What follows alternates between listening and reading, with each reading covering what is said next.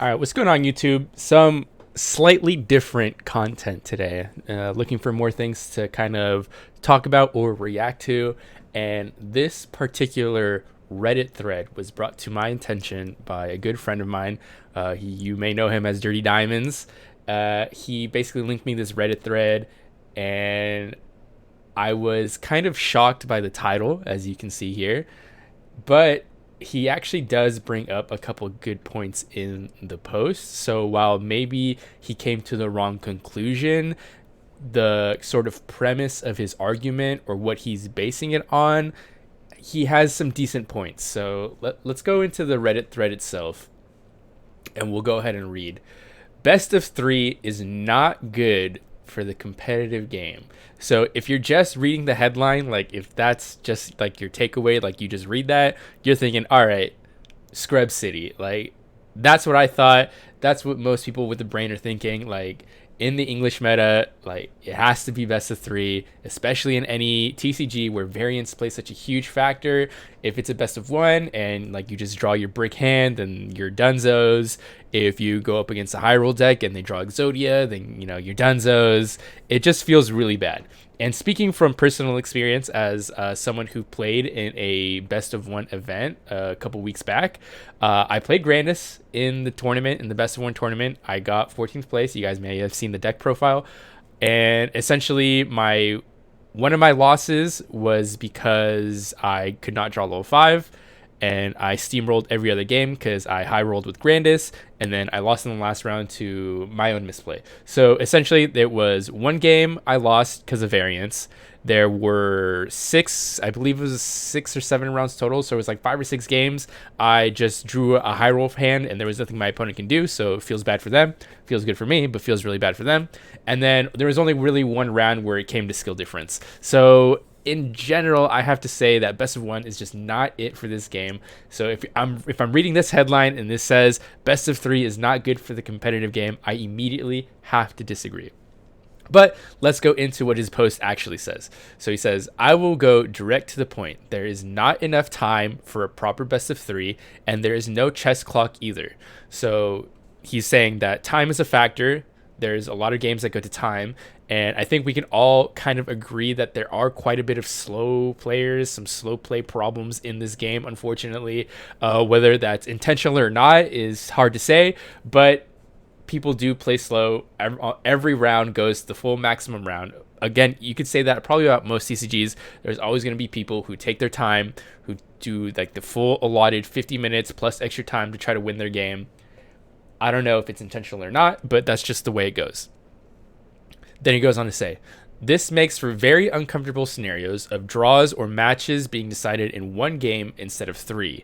There is not even sideboards in this game. It makes absolute zero sense for it to be best of three.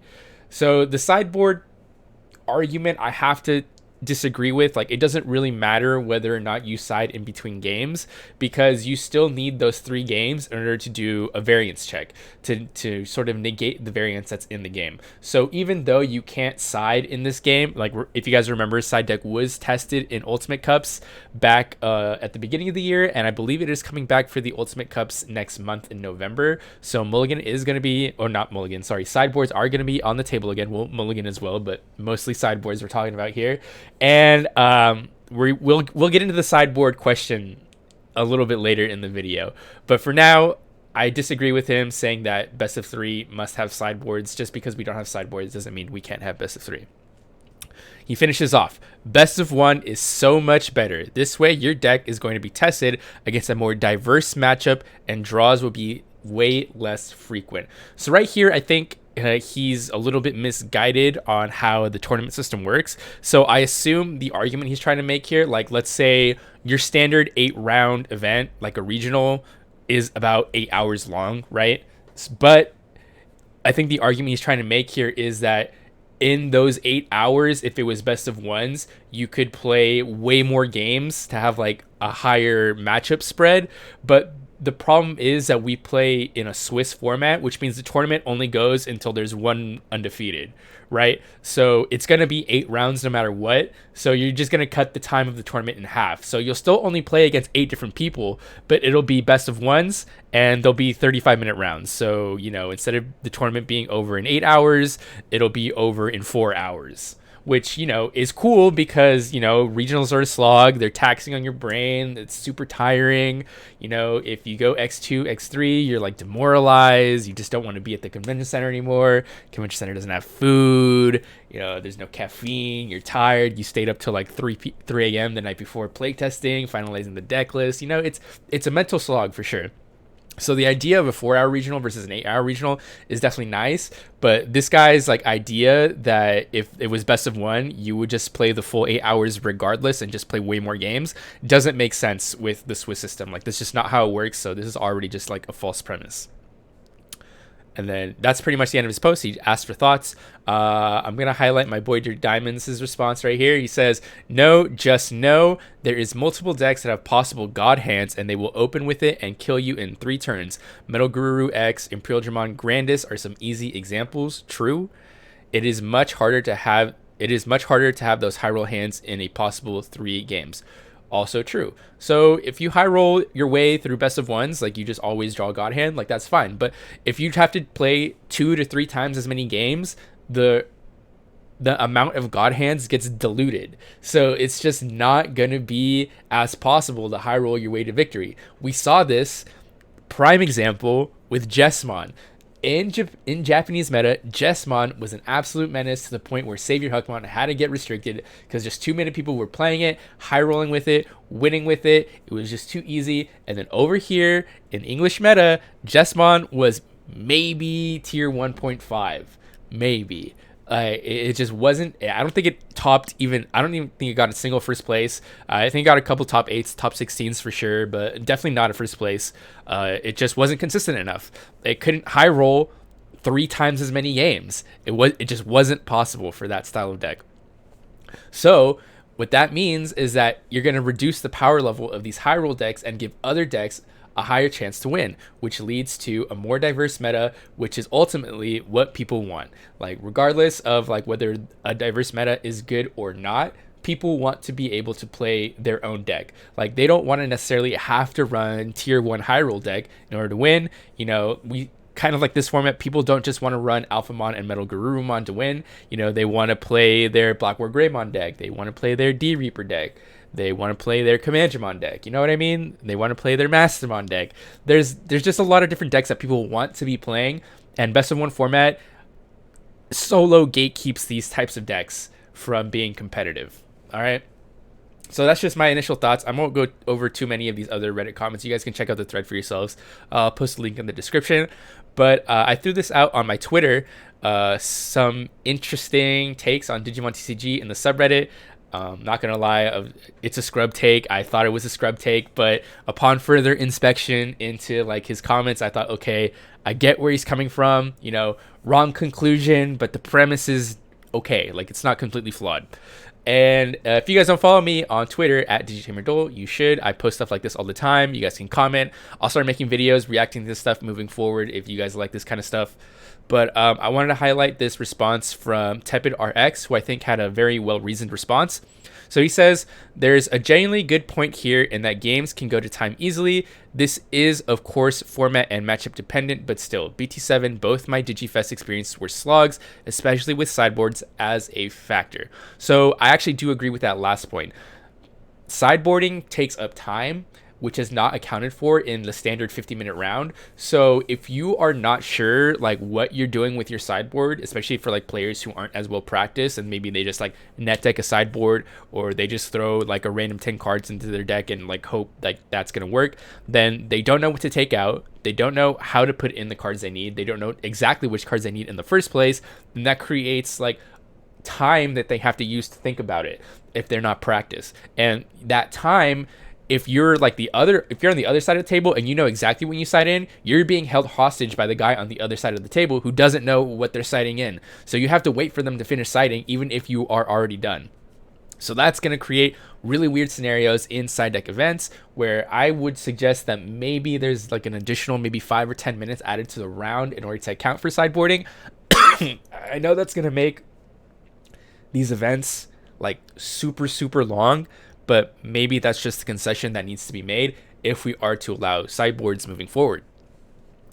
Now, he then goes on to, like, I have my response, like, going to time is annoying, but the cause isn't best of 3. I think people just need to be more willing to call out opponents on intentional slow play or practice their deck more to streamline their own plays. And then I say they agree about the sideboard topic. So a little bit about calling the opponents out on slow playing. So there's a difference between a slow matchup and like intentionally playing slow. So what do I mean by that? So a naturally slow matchup would be something like the old yellow hybrid versus yellow hybrid, because they each were healing up a bunch and they only really had chip damage, and their only big security check Digimon was Susanomon, which could only come out towards the end of the game, and then would recycle their deck to prevent deck out, and then the opponent can answer your Susano with their Susano and create kind of like this weird feedback loop. It was a very skill intensive matchup, but it was also very inherently slow. Like, the players could be playing their cards like at rapid pace and it would still probably go like a full 40-50 minute round, right? So factor in, players who aren't as practiced with their deck. Maybe they don't know the mirror match as well. Maybe they're just like someone who naturally has to think about their plays for like a minute or two before they commit to the board.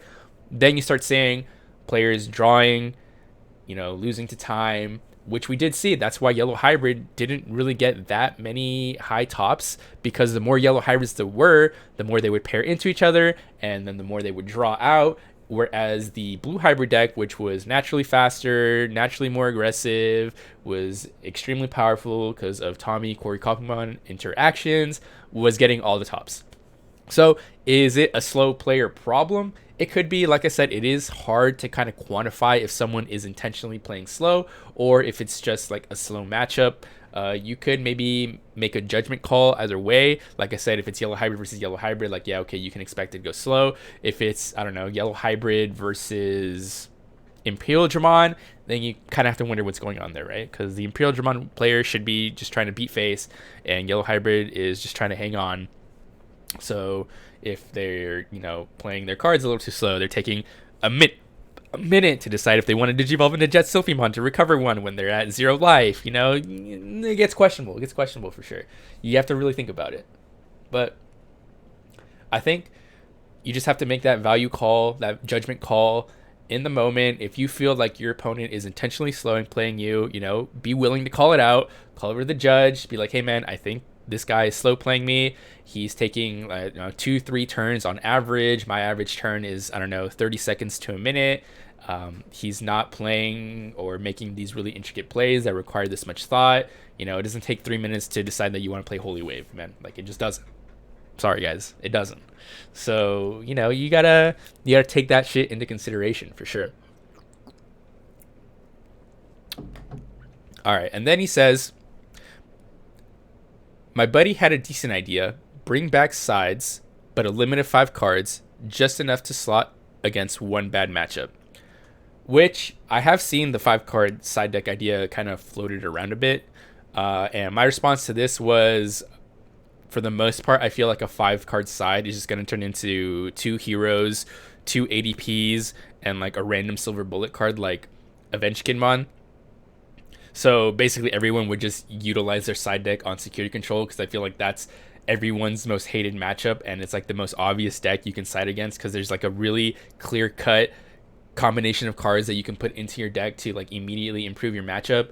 Is it going to be useful in every deck? No, I don't think so. I think it's probably a bait for the most part, unless you're running a deck that can smack for multiple security checks in one turn, like Grandis or Metal Garurumon X. If you're running something like Commandramon, you're not going to get a lot of value out of hero ADP. Like, you're going to turn off one option with like your little Commandramon swinging in. Like, not as high value, definitely like a bait, but I don't know. I feel like people would probably run that more often than not.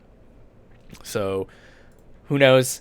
But then there was another response in the same thread. We are talking about chess clocks in this one, which is another topic I did want to bring up.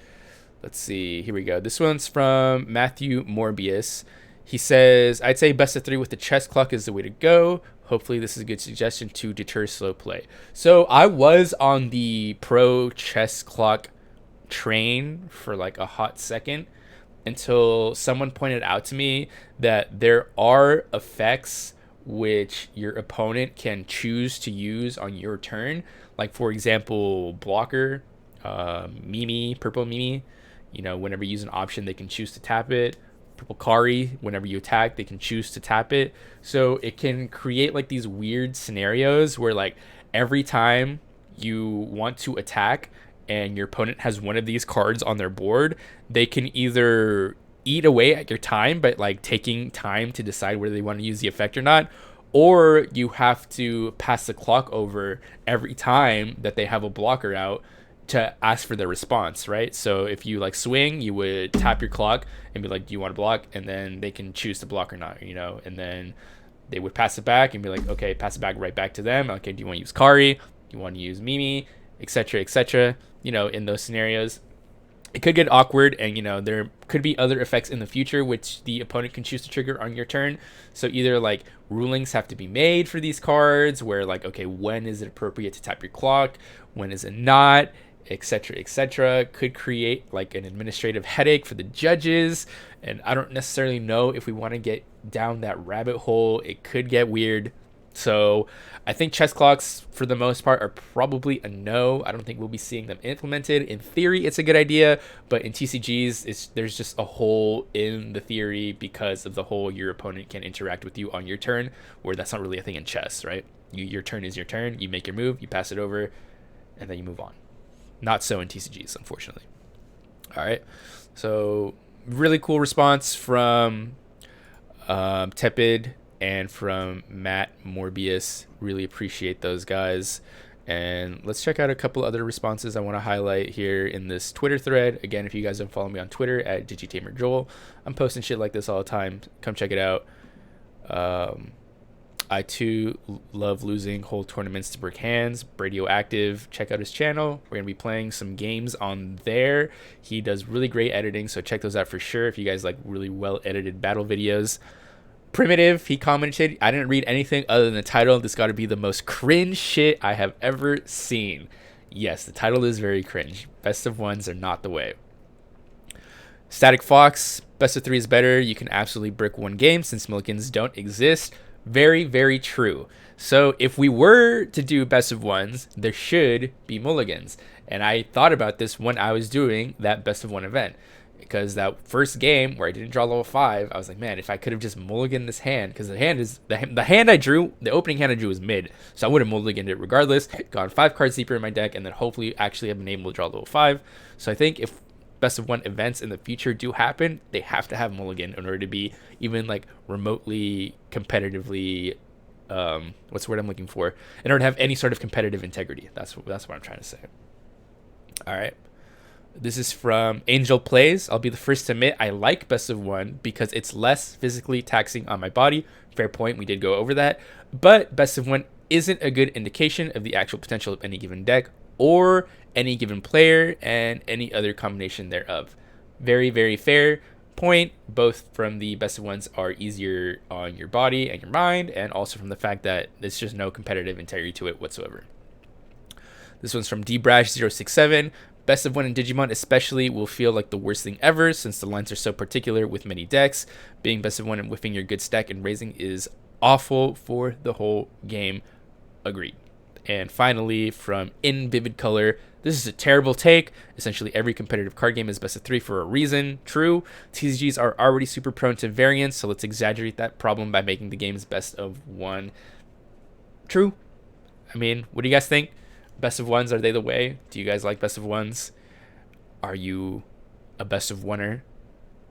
Go ahead and leave a comment in the description. If you guys like this type of video where it's just me reacting to weird Digimon takes, hot takes in general, drop a comment below, let me know, and I'll see you guys in the next video. GG's.